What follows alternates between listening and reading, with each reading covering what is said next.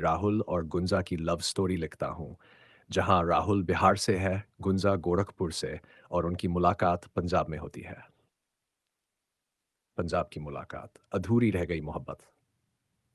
पंजाब की ठंडी शाम थी। खेतों में हवा सरसराती हुई गुजर रही थी और दूर कहीं डोल की आवाज आ रही थी। उसी शहर में जहाँ लोग अपने सपनों को पूरा करने आते हैं। वहीं से शुरू हुई राहुल और गुंजा की कहानी। राहुल बिहार के एक छोटे से गांव से आया था। घर की जिम्मेदारियां, माँ बाप की उम्मीदें, सब कुछ उसके कंधों पर था। वो पंजाब एक फैक्ट्री में काम करने आया था ताकि अपने परिवार का सहारा बन सके।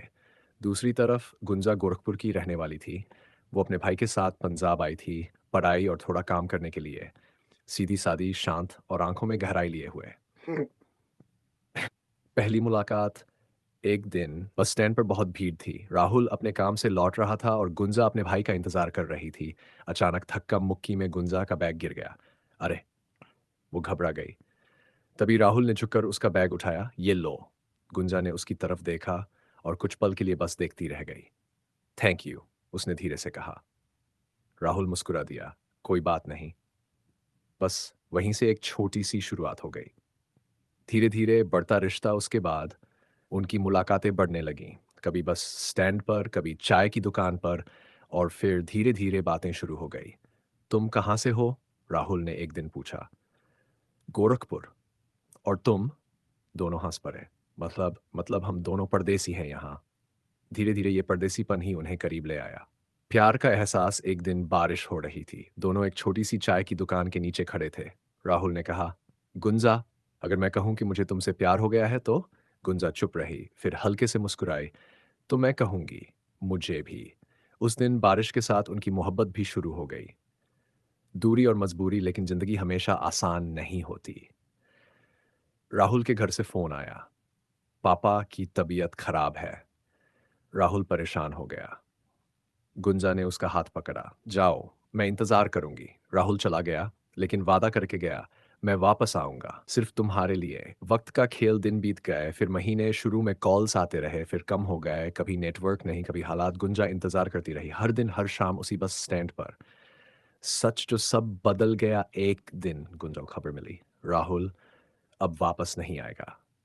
घर की जिम्मेदारियों में उलझकर उसने वही नौकरी पकड़ ली थी और परिवार ने उसकी शादी तय कर दी। गुंजा के पैरों तले जमीन खिसक गई। उसने आखिरी बार राहुल को कॉल किया। क्या ये सच है? कुछ पल की चुप्पी, फिर राहुल की टूटी हुई आवाज। मैं मजबूर हूं, गुंजा। फोन कट गया। आखिरी मुलाकात। किस्मत को शायद कुछ और ही मंजूर था। कुछ महीनों बाद राहुल फिर पंजाब आया, अपने दोस्त की शादी में। और वहीं उसी भीड़ में उसकी नजर गुंजा पर पड़ी। अरेंज दुपट्टा, वही आंखें। लेकिन अब उनमें चमक नहीं थी। दोनों आमने सामने खड़े थे। कैसी हो? राहुल ने धीरे से पूछा। गुंजा मुस्कुराई। जिंदा हूं। उस एक शब्द ने राहुल को अंदर तक तोड़ दिया। अधूरी मोहब्बत। दोनों ने बहुत कुछ कहना चाहा, लेकिन शब्द कम पड़ गए। गुंजा ने बस इतना कहा, अगर उस दिन तुम रुक जाते तो शायद आज सब अलग होता। राहुल चुप रहा, उसके पास कोई जवाब नहीं था।